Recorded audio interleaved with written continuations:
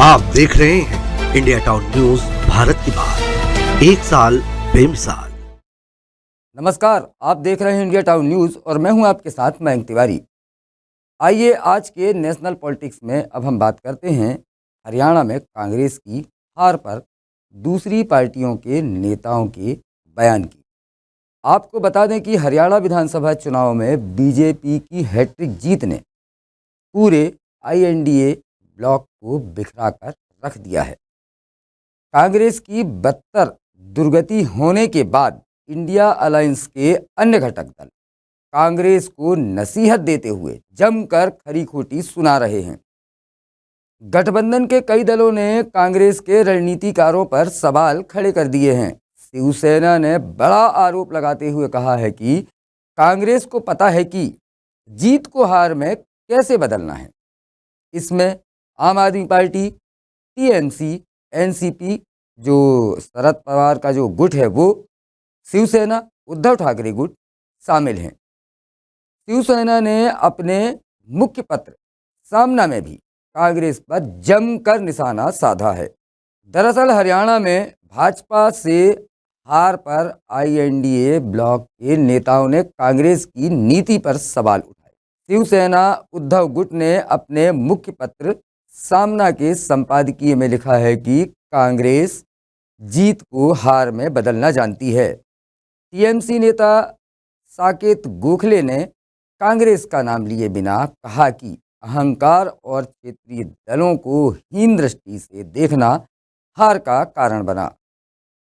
शिवसेना ने सामना में लिखा है कि हरियाणा की हार से महाराष्ट्र कांग्रेस को भी सीख लेने की ज़रूरत है। शिवसेना ने कहा कि कांग्रेस ने हरियाणा में आप या अन्य दलों से गठबंधन नहीं किया, जिसके चलते उसे हार का सामना करना पड़ा। जबकि जम्मू कश्मीर में गठबंधन का फायदा साफ तौर पर दिखाई दिया। शिवसेना ने कहा है कि हरियाणा की हार कांग्रेस की ओवर कॉन्फिडेंस और राज्य नेतृत्व के अहंकार का नतीजा है। हुड्डा ने नॉन जाट वोटर्स का साथ लिया ही नहीं, जिसका खामियाजा कांग्रेस को भुगतना पड़ा।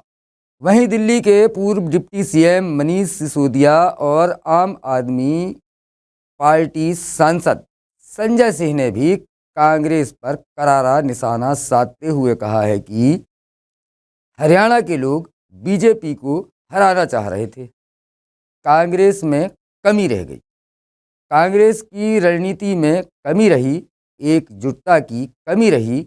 कांग्रेस को इस पर आत्ममंथन करने की जरूरत या आवश्यकता है।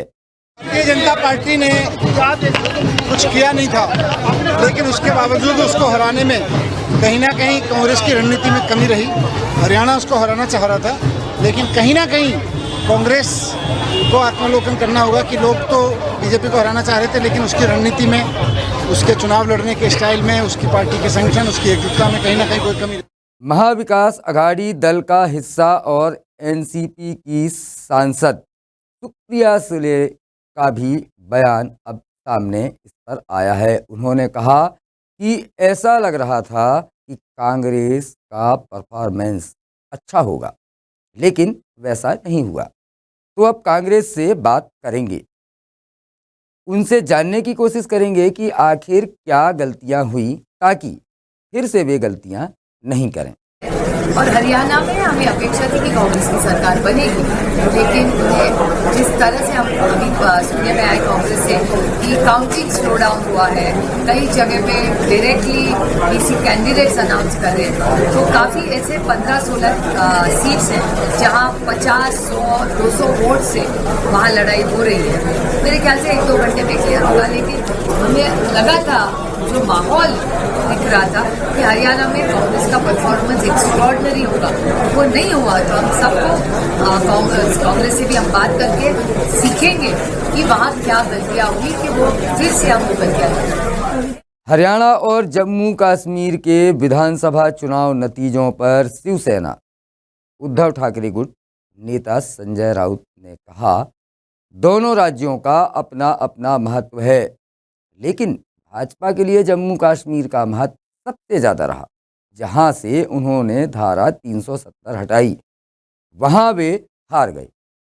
हरियाणा में आईएनडीए गठबंधन नहीं बन पाया क्योंकि कांग्रेस को लगता था कि वे अपनी ताकत पर जीत जाएंगे, तो सत्ता में कोई और भागीदारी नहीं चाहिए।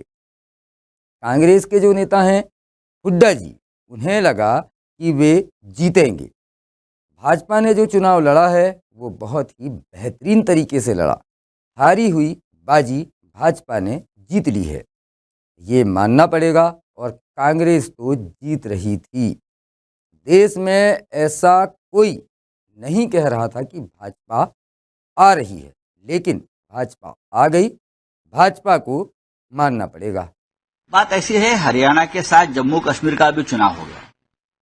जम्मू कश्मीर में भी 90 विधायक है और हरियाणा में भी 90 है ना, 90 वाला मामला था ये।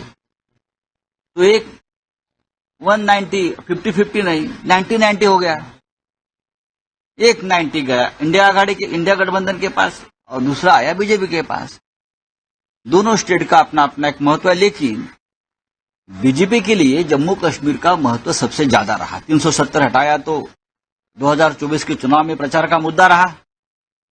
मोदी जी तो और अमित शाह जी जगह जगह जाकर हमने कैसी मर्दानगी दिखाई और 370 को हटा दिया, लेकिन जहां से आपने हटाया वहां आप हार गए।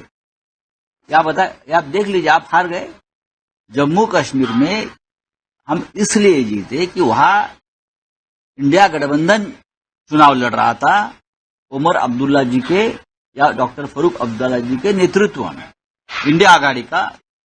वहां कांग्रेस उनके साथ और भी होते। हरियाणा में इंडिया गठबंधन नहीं बन पाया। हरियाणा में इंडिया गठबंधन नहीं बन पाया क्योंकि वहां कांग्रेस को लगता था कि बस हम अपने ताकत पर, अपने बलबूते पर जीतेंगे तो सत्ता में और कोई भागीदार नहीं चाहिए। तो हमारे जो मित्र है हुड्डा जी या कांग्रेस के नेता है, उनको लगा कि हम ही जीतेंगे। अगर समाजवादी पार्टी है अखिलेश जी की, आप है केजरीवाल साहब के नेतृत्व में, हमारे जैसे छोटे छोटे दल है, हमारे खाते में 1-2 सीटें आ जाती तो जरूर ये जो चित्र है, ये निर्णय है जनता ने दिया, उसमें जरूर बदलाव होता। किसी भी तरह के चुनाव हों, उसमें उम्मीदवार और पार्टियां उस चुनाव को जीतने के लिए अपनी पूरी मेहनत और ताकत झोंक देती, जबकि कांग्रेस ने विधानसभा चुनाव में भी अपनी पूरी ताकत झोंकी ही नहीं।